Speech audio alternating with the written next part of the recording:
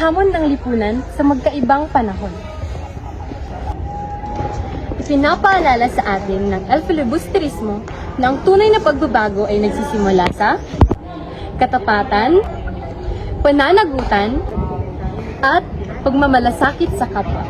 Bilang mga mamamayan, mahalagang maging mapanuri, responsable, at makiisa sa pagpapanatili ng isang tapat at makatarungang lipunan. Hanggang ngayon, may mga balita tungkol sa korupsyon. Mahalagang maging responsable ang bawat mamamayan. Panoorin natin ang video na nagpapakita kung paano patuloy na nakikita ang isong ito sa kasalukuyan. Hindi pala baha ang pagpapalubog sa ating bayan, kundi kasakiman. Walang buwang ang bulag sa gabinete na ito! Naglalaroan lang nila tayo. Paano ang ating mga negosyo? Negosyo! Bayan ang sariling pumilita! Paano ninyo nasisikmurang pag-usapan ng negosyo kung mga alipin tayo sa sarili nating bayan? Pendehadas! Nasisikmura ba ng gabinete ang ganitong kataksilan? Bulag! Mga kapatid, mayroon tayong mas malaking kaway ang ating sarili. Kailangan natin ng isang radikal na pagbabago. Tama sa'yo na Luna. Kailangan na tayong kumilos! Kaya na ba ng Pilipino na marinig ang katotohanan ng hindi mapipikon?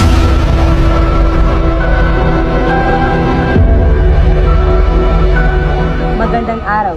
Sa dokumentaryong ito, ating masusuri ang mga isyong panglipunan na inilahad sa El Filibusterismo at kung paano ito nananatiling makabuluhan at nakikita hanggang sa kasalukuyan. Ang El Filibusterismo ay ang kalawang nobelang sinulat ni si Rizal na nagsilbing karugtong ng noli ni Tangere. Sa nobelang El Filibusterismo, ipinakita ni Jose Rizal ang epekto ng korupsyon sa lipunan. Sa nobela, may mga taong gumagamit ng kanilang kapangyarihan para sa pansariling interes sa halip na maglingkod ng tapat sa mamamayan. Dahil dito, maraming tao ang nakaranas ng kawalan ng katarungan, kahirapan at hindi pantay na pagtrato. Bagamat nagbago na ang panahon, nananatili pa rin ang korupsyon bilang isa sa mga suliraning kinakaharap ng ating bansa. Kapag ang katapatan ay napapalitan ng pansariling interes, naaapektuhan ang pag-unlad ng lipunan at ang tiwala ng mamamayan sa pamahalaan. Ang El Filibusterismo ay nagtuturo sa atin na ang isang lipunang puno ng katiwalian, pang-aabuso at kawalan ng katarungan ay nagdudulot ng paghihirap ng mamamayan. Ipinakita sa nobela na ang kapangyarihan ay dapat ginagamit upang maglingkod, hindi upang pagsamantala ng iba.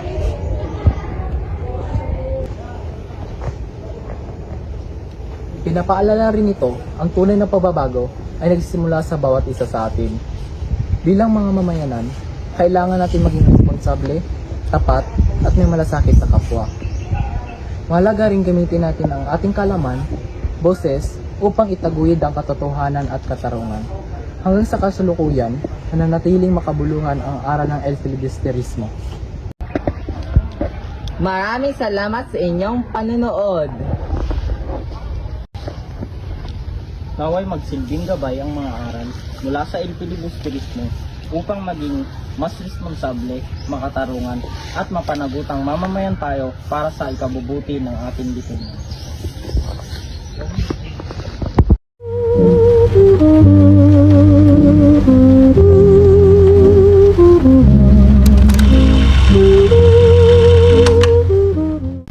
Ngayon, ipapanoodin mo ang aming mga prank. Bloopers! Ipapanoodin mo ang aming mga prank. Blueprints. Isalim yung bloopers! Ay panoorin ninyo ang mga Walang mga! Ipapanoodin nyo ang aming mga prank. Bloopers! Ipinapakita nito ang mga suliraning panlipunan at mga katiwaliang